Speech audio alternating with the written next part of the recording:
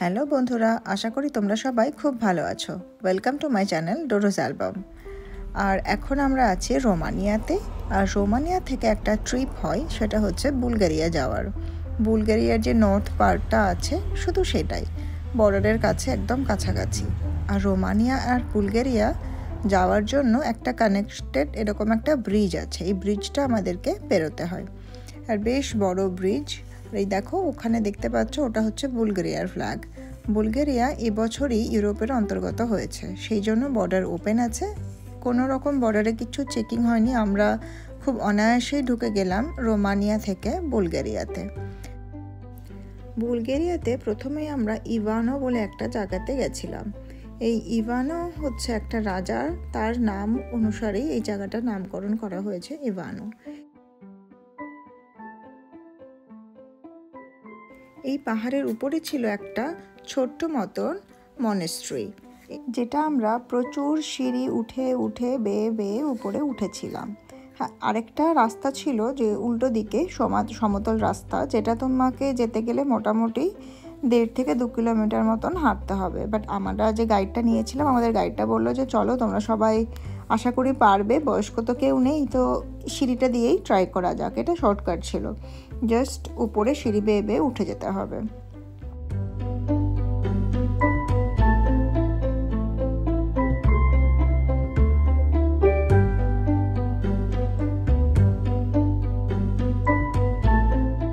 যখন পাহাড়ের অনেক উঁচুতে ওঠা যায়, নিচের থেকে দেখতে যেন খুবই সুন্দর লাগে। চারিদিকে সবুজ একটা মানে চাদরের মতন বলতে পারো। তো আমরা হেঁটে যাচ্ছিলাম, অনেকটাই উপরে উঠতে হয়েছিল আমাদের সকলকেই। বেশ টায়ার্ড লাগছিল, জল তেষ্টা পাচ্ছিল ভীষণ রকমভাবে, বা যাই হোক সব কিছুই ছিল। তো যাই বলো, এখানে ওঠার পর যে এই সুন্দর দৃশ্য, এই মনোরম দৃশ্যটা উপভোগ করার মানে এটা একটা অতুলনীয় অনুভব। তো সবাই একটু ফটো তুলতে ব্যস্ত হয়ে গেল এখানে। তো চারিদিকটা দেখতে পাচ্ছ, আর এই যে সামনে যে বড় পাহাড়টা দেখছো, এই পাহাড়ের ভেতরেই একটা গুহা মতন করা আছে, যেখানে আমরা ঢুকবো। এখানে ভেতরে ঢোকার জন্য একটা এন্ট্রি ফিস ছিল, মোটামুটি 3 ইউরো মতন লাগছিল। আর বুলগেরিয়ান কারেন্সিতে দিলে পরে 6 বুলগেরিয়ান কারেন্সিতে দিতে হতো। এখানে বুলগেরিয়াতে একটা সমস্যা, যে খুব একটা সব জায়গায় ইউরো ব্যবহার হয় না, এদের নিজস্ব কারেন্সিটা এখনও আছে।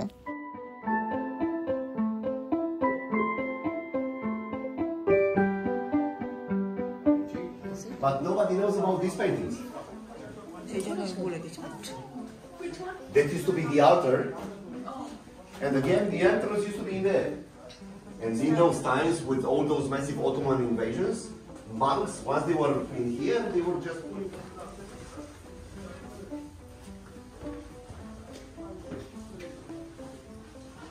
A king, the same as a king, you know. The name of Ivanovo, sorry if I'm interrupting. Ivan Alexander. So the name of the place, it comes from his name.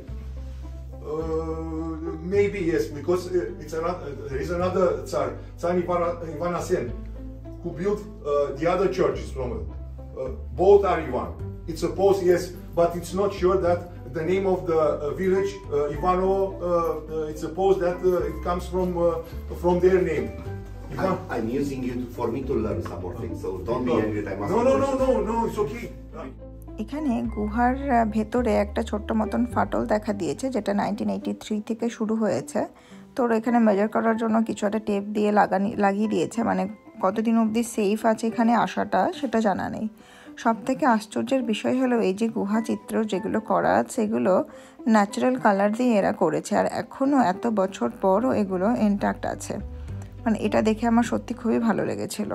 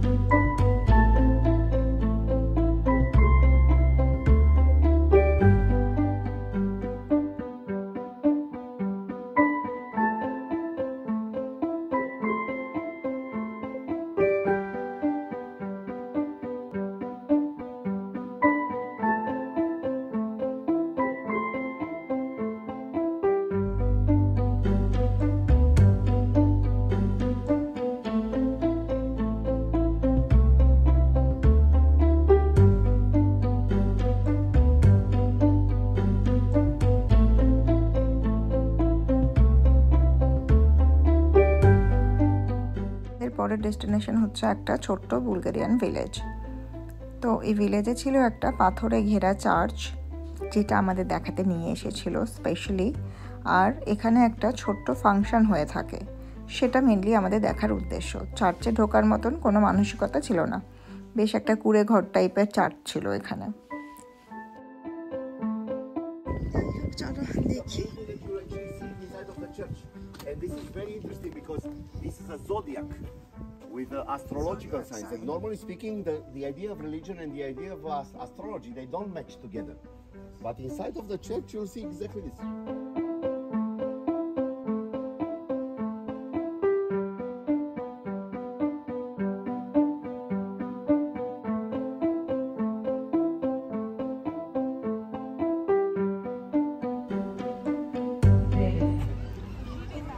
След тях очакваме певческа група Тракийка, град Аксакова. এখানে সেই ছোট্ট ভিলেজ, যে ভিলেজের মধ্যে সেদিন আর কিছু একটা মেলা মতন বসেছিল, খাবারের দোকান ছিল, প্রচুর সুভেনিয়ার শপও ছিল। আর সব থেকে মানে ভাগ্যের ব্যাপার বলতেই পারো এটা, যে এমন একটা দিনেই আমরা ঘুরতে এসেছিলাম যখন এখানে একটা ফাংশন হচ্ছিল। চারিদিকে এরা নিজেদের ট্র্যাডিশনাল জামা কাপড় পরে ঘুরে বেড়াচ্ছিল। তো এটা দেখে তো খুবই ভালো লেগেছিল। হ্যাঁ, অফকোর্স আমরা বাঙালিরা শাড়ি পরি, লাল পাড় সাদা শাড়ি, যেরকম আমরা দুর্গাপুজোতে পরে থাকি। তো সেরকম একটা ফিল আসছিল, যে এটা বেশ সুন্দর সেজে গুজে অন্যরকম লাগছিল মেলাটা। আমরা তো খুবই আনন্দ পেয়েছি আর কি এই মেলাতে এসে। আর এখানে যে হ্যান্ডমেড জিনিসগুলো ছিল খুব সুন্দর নিখুঁতভাবে কাজ করা ছিল। আর পুরোটাই মোটামুটি কাঠের বলতে পারো জিনিসটা। অনেকটা আমার শান্তিনিকেতনওয়ালা ফিল আসছিল এখানে।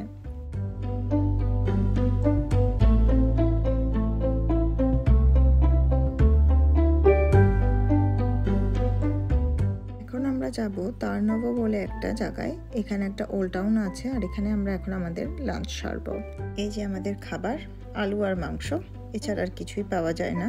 রোমে নিয়েছিল রিসোর্টও। তো এই খাবো, খেয়ে দিয়ে একটু ওল্ড টাউন ঘুরবো। এই ওল্ড টাউনে আমি অবশ্যই বলবো যে তোমরা যদি এসে থাকো এখান থেকে সুভেনিয়ার কিনে নিও, কারণ তারপরে আর সেরকমভাবে সুভেনিয়ার শপ নেই। ভীষণই সুন্দর সাজানো একটা ওল্ড টাউন।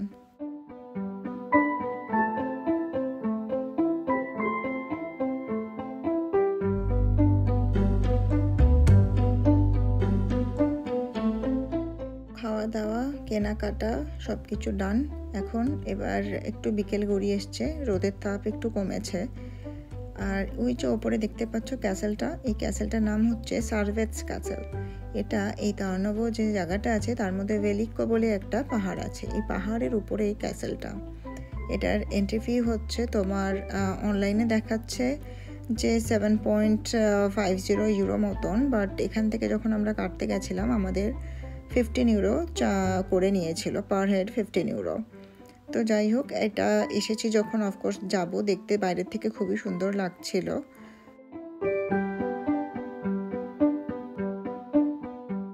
ক্যাসেলটা 206 মিটার উপরে সমুদ্র লেভেল থেকে। তো আবার বুঝতেই পারছো অনেকটা উপরে উঠতে হয়েছিল। খেয়ে দিয়ে যাই খেলাম, আবার উঠে সেটা হজমও হয়ে গেল। বাট যাই হোক, উপরে উঠে দেখাই যাক কীরকম কী ক্যাসেল।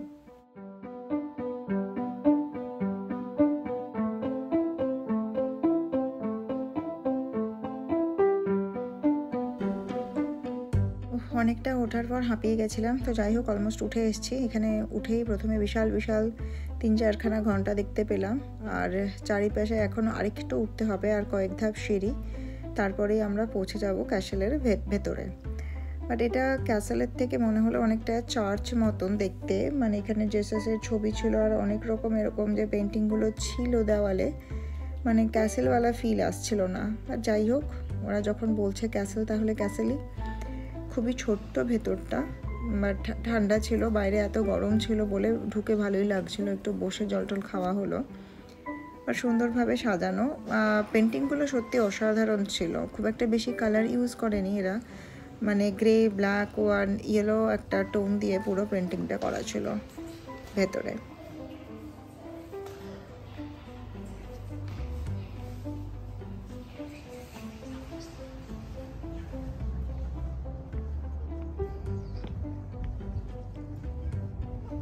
এরকম ওপর থেকে দাঁড়িয়ে দাঁড়িয়ে কারা কারা আছো যাদের এরকম নিচের ভিউটা দেখতে ভালো লাগে? আমার তো ভীষণ ভালো লাগে।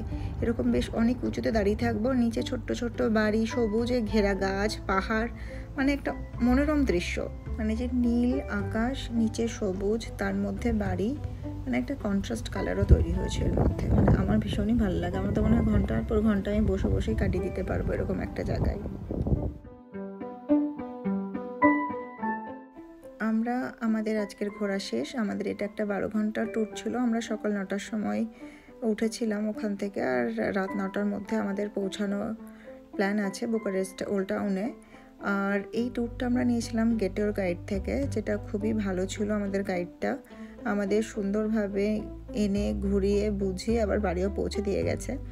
এটা আমরা নিয়েছিলাম একটা ছোট্ট ভ্যান টাইপের একটা গাড়ি, বড় বাস আমরা নিইনি, কারণ আমার একটুখানি অসুবিধা হয় বড় বাসে করে ঘুরতে। তো যাই হোক, আমরা খুবই ভালো ঘুরলাম। আর এটা আমাদের লেগেছিল মোটামুটি 30 ইউরো মতন। যদি আগের থেকে কাটো হয়তো আরেকটু চিপে পেয়ে যেতে পারো তোমরা। বাট সত্যি অসাধারণ ঘুরলাম। তো যাই হোক, আসার সময় একটু বৃষ্টি হচ্ছিল, এই দেখো রামধনুও দেখে নিলাম। মানে আগের বারও যখন আমরা ক্রোয়েশিয়া গেছিলাম একই কথা আমি রমিকে বলছিলাম, আগের বারও আমরা রামধনু দেখেছিলাম আর এবারও।